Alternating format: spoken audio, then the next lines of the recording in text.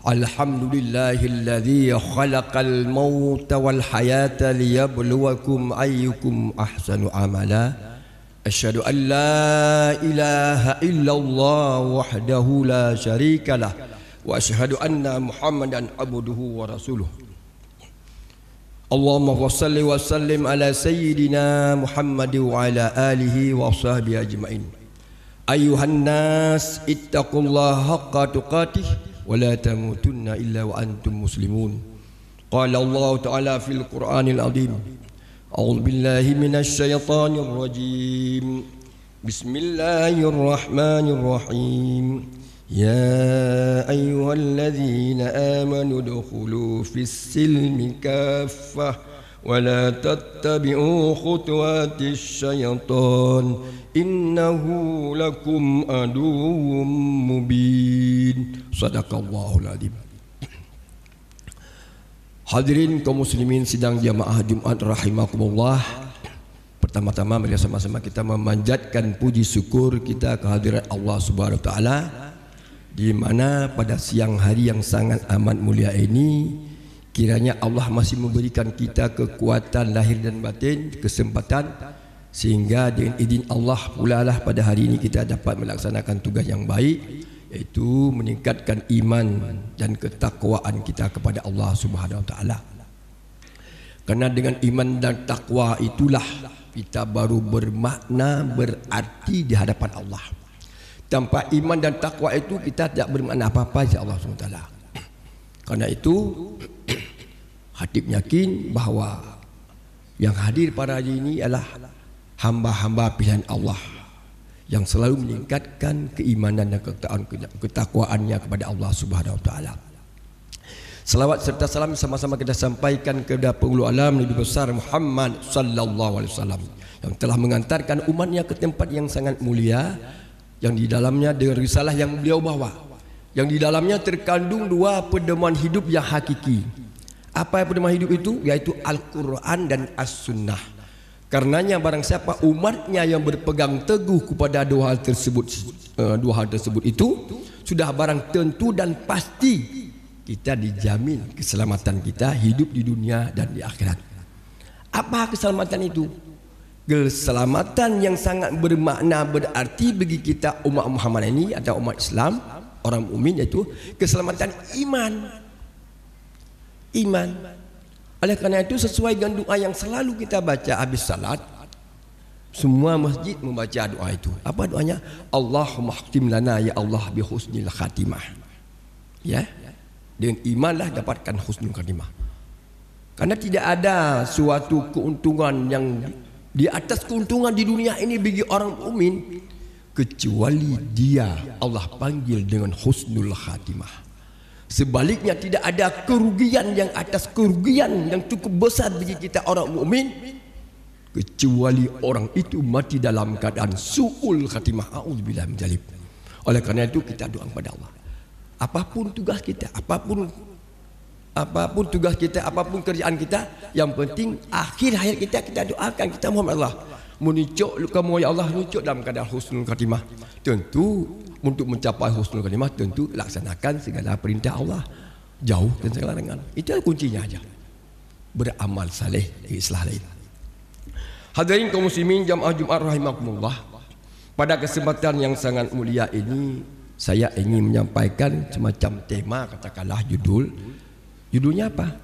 Dahsyatnya, yang saya akan berikan judul ini, dahsyatnya tipu daya syaitan tapi akbarnya makfirah Allah. Kenapa dahsyat? Karena iblisnya, syaitan itu tidak mengenal siapa yang akan digoda. Pupak jamat, tukang jual tomat, penjahat, pejabat, hanya urusan. Tugasnya menyesatkan. Itu aja. Makanya Allah sudah ingatkan dari tadi dalam ayat yang khatib bacakan tadi dalam surah Al-Imran itu, ya ayyuhalladzina amanu dukhulu fi silmi kaffah wa la tattabi'u khutuwatis syaitan. Hai orang-orang yang beriman, masuklah kamu dalam agama Allah seluruhnya.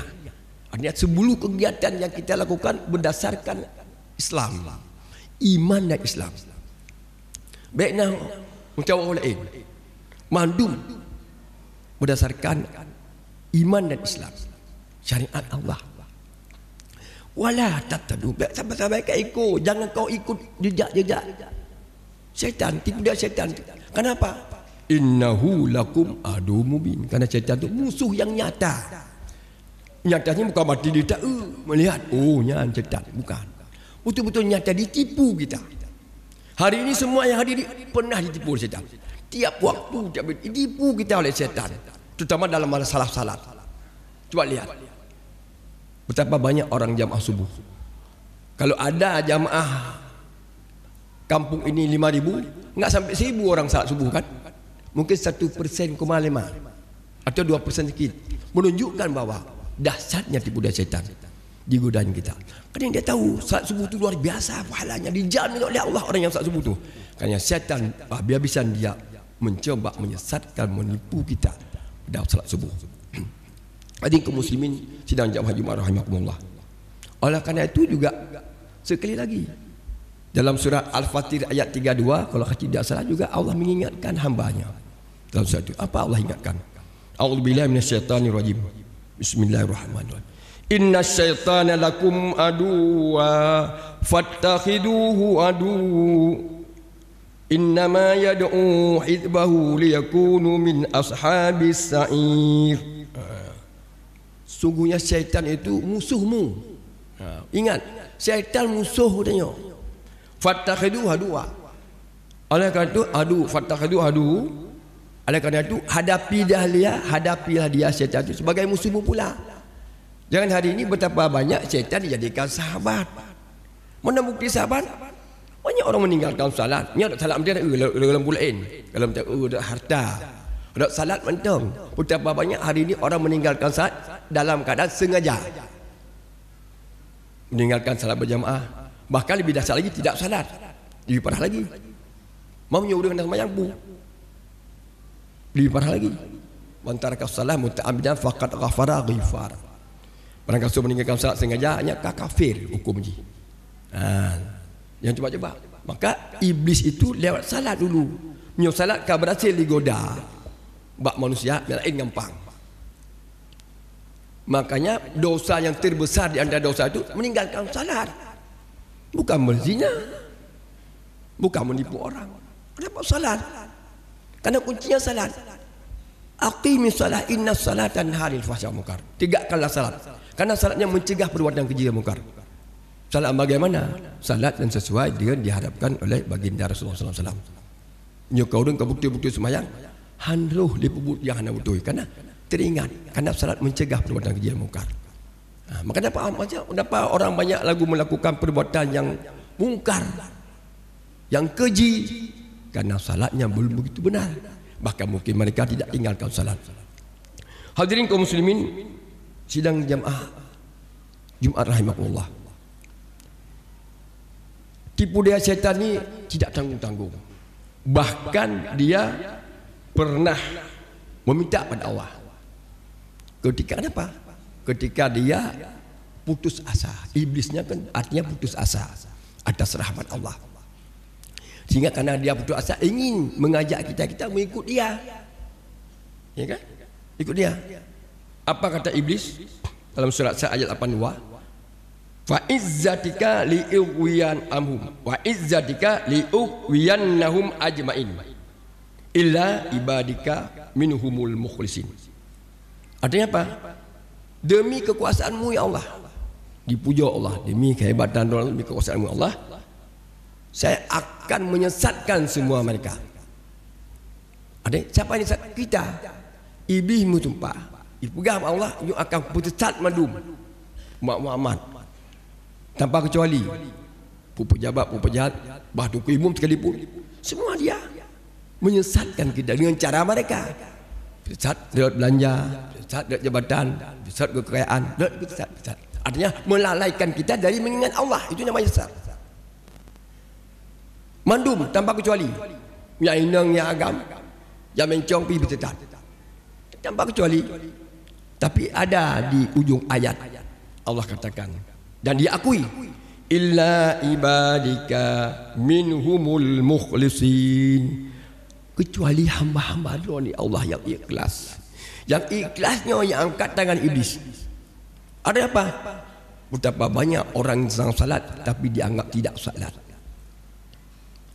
Banyak orang sedekah tapi dianggap tidak sedekah. Banyak orang sumbang ni sumbang itu tapi dianggap tidak sumbang menurut pandangan Allah. Kenapa? Karena hatinya. Ikhlaskan di hati. Mungkin mereka mencari muka, ingin dipuji, ingin dipuja, bukan lagi karena Allah. Maka betapa banyak orang salat tapi tidak salat. Faktor yang pertama mungkin bukan karena Allah. Yang kedua karena bacaan salat tidak benar, tidak berguru. Pada sini dibuat pengajian hampir tiap malam. Tapi tidak datang kita ikut pengajian. Kenapa? Ikut pengajian itu ujungnya apa? Orang yang mengikut pengajian itu hukumnya fardu'in. Hari ini lebih banyak di warung kopi daripada mereka pergi ke masjid ikut pengajian. Makanya ketika mereka melakukan ibadah yang tidak sesuai dengan tuntunan Rasulullah, maka ibadahnya tertolak. Hati-hati. Itu iblis. Bersumpah dia. Menyesatkan kita dengan cara apapun. Hari ini kita banyak dah dengar pemerkosaan. Malu kita dengar. Ustaz santri memperkosa santri-santrinya. Di Aceh juga banyak kasus-kasus pemerkosaan. Bahkan adik kandungnya auzubillah min dzalik. Itulah pintarnya iblis. Kenapa? Dia jauh dengan Allah. Baik bagaimana ilmiah sudah makin malam makin tiga iblis.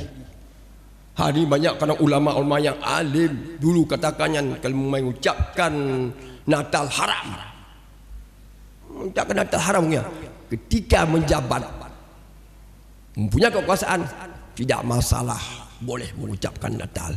Ini orang alim, orang berilmu, bukan cilat-cilat. Iblis pintar. Jarang tak iblis, baca fikir jarang tanya. Iblis itu punya malaikat gitu sebagai pangulir. Dulu namanya Azazil. 85,000 tahun dia mengabdi, menyembah Allah, bertasbih. Kapan dia sombong? Ketika Allah menginformasikan kepada mereka, dia akan membuat wa idza qala rabbuka lil malaikati inni ja'ilun khalifah. Saat itu pada saat Allah memberikan informasi akan menciptakan manusia sebagai khalifah di bumi, para malaikat dan iblis juga merasa tidak berkenan. Namun malaikat tidak seperti iblis. Hamba rasa kenapa pegat lom ya Allah manusia di bumi, bukankah kami ini sudah bertasbih bersujud padamu? Juga teman iblis. Tapi malaikat akhirnya juga sujud atas perintah Allah. Iblis tak mau sujud. Illa iblis yang mau sujud. Kenapa? Timbul kesombongannya. Panjang 85 tahun. 85,000 tahun dia dalam surga memuji Allah. Tapi tiba-tiba datang kesombongan. Merasa apa? Merasa dirinya lebih pintar. Inilah yang ditanam dari iblis ini kepada manusia. Ditanam rasa sombong, rasa dengki, rasa iri, bakhil, ya, khianat. Itu iblis menanamkan pada kita. Ujub, ya, dengki, iri. Ini hari di dalam masyarakat. Dipupuh-puh bergerorot. Itu iblis.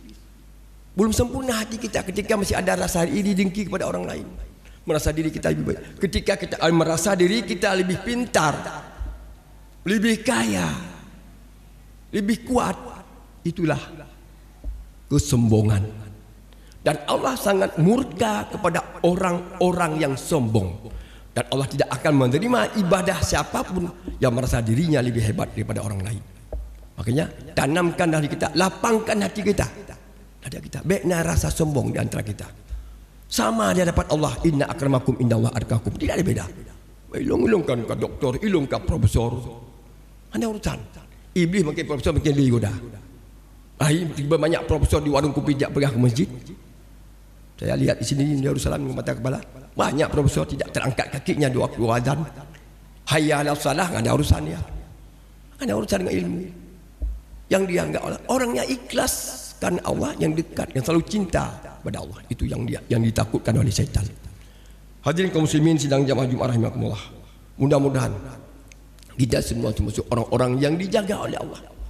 Karena iblisnya luar biasa. Ilmu sumpah. Dalam surah Al-A'raf ayat 17 kita bacakan lagi ayatnya. Dia mengatakan, saya akan mendatangi mereka dari depan, dari belakang, kiri dan kanan. Dia akan menggoda kita, membisik sesuatu yang tidak baik. Hati reka dah ikut. Hati jak dah ikut. Jak ronu. Hati rakwi. Macam cara. Itu iblis. Yang agar kita sesat. Tapi ingat, khatib katakan tadi, maghfirah Allah jauh lebih besar daripada godaan syaitan. Kenapa? Apa yang dikatakan oleh Allah dalam surat Az-Zumar ayat 53. Kata Allah, A'udzubillahi minasyaitonir rajim. Qul ya ibadiyalladzina asrafu ala anfusihim la taqnatu mir rahmatillah innallaha yaghfiruz dzunuba jami'a innahu huwal ghafurur rahim. Katakanlah Muhammad kepada mereka-mereka yang telah melampaui batas, but anda betul ni, ya? Melampaui batas terhadap diri mereka sendiri. Hai cik semayang, hai cik jakut, tidak mau macam-macam segala perbuatan yang bersifat amal ibadah tidak mau dia lakukan, melampaui batas. Apa kata Allah? La taqnatu mir rahmatillah. Namun lagi yang tidak butuh asa ada rahmat Allah. Pun rahmat Allah yang terbesar. Innallaha yaghfiruz dzunuba jami'a. Sungguhnya Allah akan mengampun mandum dosa hamba. Ya? Innahu wal ghafurur rahim. Sesungguhnya Allah Maha Pengampun dan Maha Kasih dan Sayang. Kapan? Ketika kita mau taubat, minta ampun. Tapi ketika tanya hanya terlaki ampun Allah, hanya tak pegahai tak pubah Allah, hanya pun mimpi. Rahmat Allah tidak akan sampai pada kita. Berarti kita sombong. Kayak sombongnya iblis. Iblis ketika ditanya pada Musa, ya manusia, tolong tanya pada Tuhan, apakah kaya masih diterima taubat saya? Baik, Musa bertanya pada Allah. Ya Allah, yang iblis tanya, pun macam diterima taubat iblisnya karena hati dosa yang saya lakukan. Sampaikan Musa, saya akan terimakan taubatnya iblis itu. Kalian yang mau taubat dengan satu ketentuan, cara jak bak kuburan Nabi Adam sujud. Nabi Musa sampaikan berita itu pada iblis, hai iblis, kau terima taubat kau. Nyarat tipu betul cara ni. Sujud aku Nabi Adam. Apa jawaban iblis? Udah aku sujud, pulang ke mati. Kesombongan tumbuh lagi. Jadi hai sujud. Hang buat dengan sujud. Tidak akan mau sujud iblis kapanpun. Maka iblis sampai tengah jauh. Pe urumat akhirat dia tetap asal neraka jahanam iblis. Bukan jin ada yang Islam. Hadirin kaum muslimin sedang jamaah Jumaat rahimakumullah. Mudah-mudahan yang sampaikannya madu bejik bahan renungan buat tanya. Kerana di antara kita sudah ada umur yang 70, 60, 50, 40 sudah kita umur belum dekat dengan Allah, maka syaitanlah lebih dekat dengan kita. Maka ingat, nyuka ulai-ulai 40 mayu-mayu mulai. Ulai-ulai 60 walaupun mantin ana sangat ulai dah 15 tahun kau meninggal. Tapi ingat, ketika kita meninggal dunia tanpa amal saleh, kita akan bermasalah. Akan semua diminta tanggungjawab oleh Allah SWT. Mudah-mudahan kita doakan pada Allah, mandu-mandu hamba yang tamam majidnya menebi Allah, muncul bergerak dalam keadaan husnul khatimah. Itu yang kita harapkan. Hanal ini tidak ada kebahagiaan dan keuntungan kecuali husnul khatimah yang kita peroleh pada saat kita kembali pada Allah, tentu dengan ketentuan-ketentuan yang telah ditetapkan oleh Allah SWT. Barangkali inilah yang dapat saya sampaikan. Mudah-mudahan tiga tut berwujud kebahagiaan tanya. Mari kita tingkatkan amal ibadah tanya pada Allah dan dipanggil oleh Allah. Pada panggilan Allah dia tahu kapan kita dipanggil oleh Allah. Alhamdulillahilladzi anzalal Qur'ana imaman wa hudan wa rahmah lil mu'minin wa rahmatan lil mu'minin. Asyhadu an la ilaha illallah wahdahu la syarika lah wa asyhadu anna Muhammadan abduhu wa rasuluh. Allahumma salli wa sallim wa barik ala nabiyyina Muhammad wa ala alihi wa ashabi ajma'in. Amma ba'd fa ya ibadallah usikum wa iyaya bittaqwallah wa ta'ati la'allakum tuflihun. A'udzu billahi minasy syaithanir rajim. Bismillahirrahmanirrahim. Ya ayyuhalladzina amanu taqullaha wal tanzur nafsum ma qaddamat lighad wattaqullaha innallaha khabirum bima ta'malun. Aqulu qawli hadza wastaghfiru innahu wal ghafurur rahim.